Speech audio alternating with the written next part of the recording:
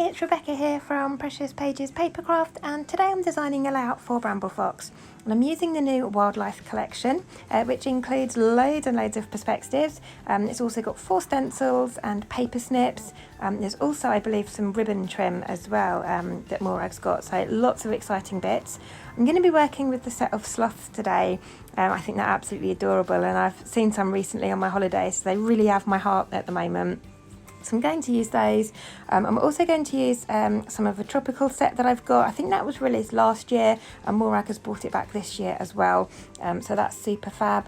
And I'm also going to be using this cutfile by Bramble Fox. So this is a set of tropical leaves. I think there's about 6 or 8 leaves in total in the set. I've only used 3 or 4 different ones, just picked a few, and I've cut them onto white textured basil cardstock, and I'm leaving them on my mat whilst I add some colour to them. So I'm using a mixture of Distress Oxides, Distress Inks and sprays. I'm starting off with a Distress Oxide in Squeezed Lemonade. I wanted to have a variation of colours on these leaves, so I'm going to build them up in different areas and layers and such.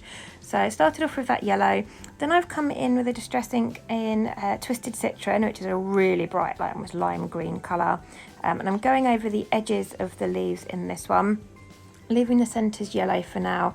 And I'm just going to work on building these layers up. I'm using a round makeup blending brush for this, and I'm just dabbing it straight into the ink and then straight onto my cut file. And I'm doing it on the mat, so it's all being stuck in place and not moving about, which is super easy. Unfortunately, a couple of my leaves have torn slightly on my mat, and that's nothing to do with the cut file, that is my blade. It's about a year old now, and there was a phase where you couldn't get auto blades for the silhouette. And I'm a bit nervous of the ratchet blade or whatever it's called, so I haven't actually changed my blade for yonks, and I probably could get a blade now. It's been a while since I bothered looking. I got so bored of checking constantly. I should look again now. So yeah, a couple of the little really intricate bits just tore ever so slightly, but that's just because my blade is ancient and a bit blunt. But still working on these colours now. I've added a bit, or I'm adding a bit, I've added Mowed Lawn, sorry, which was another green Distress Oxide, and now I'm coming in with another oxide which is called Rusted Wilderness, and I've gone for the centre of the leaves in that. It's a much darker green shade. And now I'm going just back over the edges of the leaves with the Mowed Lawn, which is a lovely bright, what I would call like grass green colour, as the name would suggest. So yeah, just building up those variations. And this is nice and dry mixed media. It's really simple, really easy, really hard to mess this up, if I'm honest. If you're a bit nervous of mixed media, I would say start with some blending brushes and some ink pads and go in with sort of what I call dry mixed media. It's great technique, great fun, and I love the results. So I've done that first. Now I'm coming in with some sprays, and my little boy is helping me. I started off with a Lindy's Starburst spray and sprayed that directly onto my page and my desk. But that's a lovely shimmery sort of silvery green colour. And then I've come in with some other products. I've got Nouveau spray there in green, which is again shimmery. So I've sprayed a bit of that. I've sprayed a bit of I think it's a Distress Spray Stain by Ranger, and now I've got a Nouveau Embellishment Mousse or Glacier Paste. It's got loads of shimmer in it. This is like silver glitter kind of ground up in it, really, really sparkly. So I'm just using my finger, just with the tiniest little bit on, and I'm just sort of using my finger and smushing it across some of the leaves. My little boy's just bought me a train ticket there from our holiday, but you can see there how shimmery that is, and I've just done that in a few areas, and you can see here the variation that all those different products have given me on my leaves. And just let that dry on my cutting mat until it was fully dry, and then it was really easy to just take all those leaves off. And where I've peeled those leaves off with them drying first, it's given them a natural curl as well. So once they're on the page, it brings in loads of texture and dimension. I really love how that looks. Normally I have to distress the edges of things and curl them up with my fingers, but taking the leaves off the cutting mat when they were dry, it's curled them up themselves naturally, and it looks really, really realistic on the page, and it brings in lots of texture. So I've got my photo in place now. I've added a couple of layers of patterned paper behind it. That's both from Vicky Boutin's Fernwood collection, I think. I've gone for a green leafy pattern and then a nice brown paper as well. I've got the brown sloths going on, so I wanted to get a little bit more brown on the page. There's an awful lot of green going on at the moment. So by using that brown patterned paper, it just brings in a bit more of that colour. And I've distressed the edges of both of those as well. And the photo I'm scrapping today is my little boy on our recent holiday. Every year we go to a place on holiday called Fort Victoria and have a walk through the woods there and down on the beach. And every year there's loads of kind of like tree swings in the woods. I don't know who puts them there, whether it's the local council or local residents or holiday makers. I don't remember seeing this one last year, so it might be a new one, but it was quite a good one. So it's just a little picture of him having a little bit of fun on that. And I thought that worked really well with the sloths. They're just hanging out there on their little branches.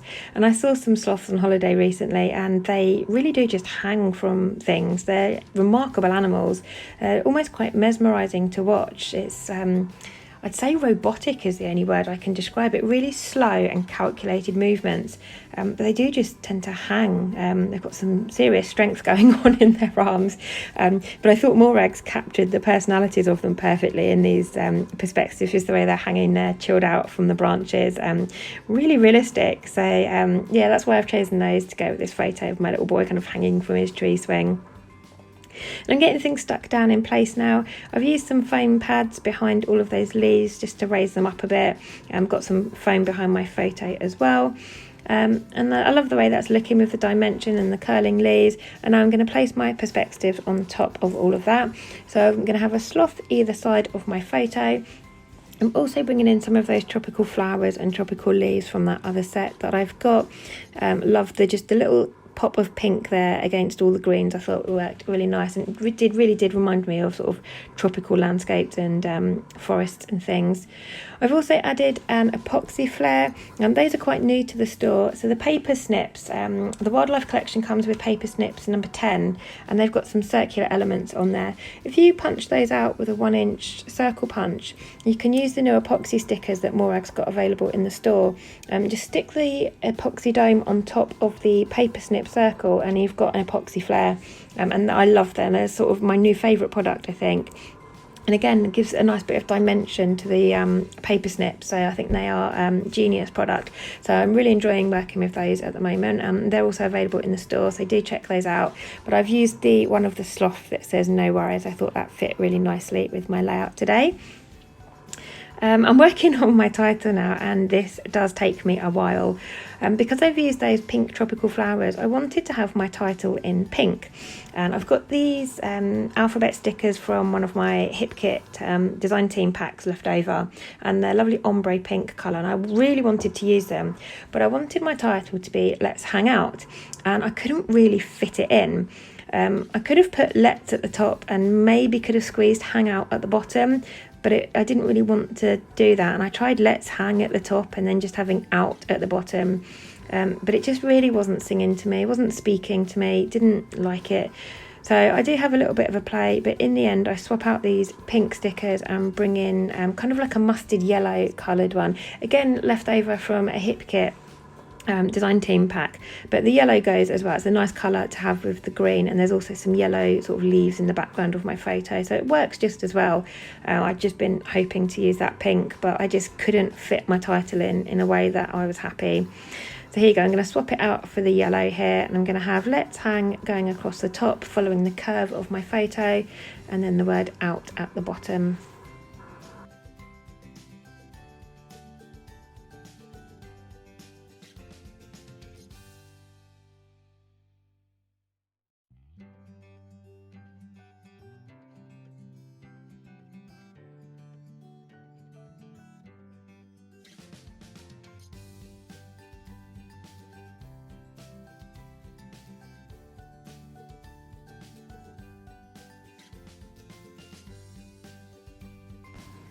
There we go, so finally I've sorted my title out, and I just want to add a few splatters to my background, just sort of amongst those leaves. So I'm using a Lindy's Magicals powder, I think that's probably come with one of my Hip Kit Club design team packs as well. They're lovely little sort of glittery powders that you activate with water, and it dissolves the powder and you're left with like a watercolour paint. So I've just mixed that up on some packaging and just adding some splatters in amongst all those leaf edges. And I've got a couple of spaces sort of diagonally top right and bottom left on those leaves, and I want to put some paper snips there. So I'm just cutting a couple up, and in the end I decided on a walk on the wild side and It's a Jungle out there. I thought they worked quite well with my layout and this sort of exotic jungle feel it's got going on. So I'm going to stick those down flat onto those kind of centre parts of those two big leaves there, and I'm going to stick them at an angle. Now I've used wet glue for this, but you'll see when I go to give you a close-up in a minute, a couple of them kind of move and slide along, and I think that's because of all the mixed media products that I've got on those leaves. I do find that some adhesives really struggle to stick to mixed media, so I do end up adding some double-sided tape under those. But this here is the negative part that I had left on my cutting mat from all of those leaves from the Bramble Fox cut file. And I just thought it looked really pretty and I really wanted to use it in some way. So I decided to use it as a stencil and add some leaf detailing just to a couple of corners of the page. And I'm just sort of turning it and twisting it, and I'm not having full leaves, just sort of halves and tips of leaves just coming in the page, overlapping. And I'm using a blending brush again and a Distress Oxide in Mode Lawn.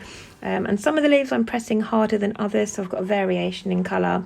But I just thought that was a fantastic way to use this negative part of the cut file, and it just looked really pretty, I thought. So yeah, too pretty to just throw in the bin without doing anything with.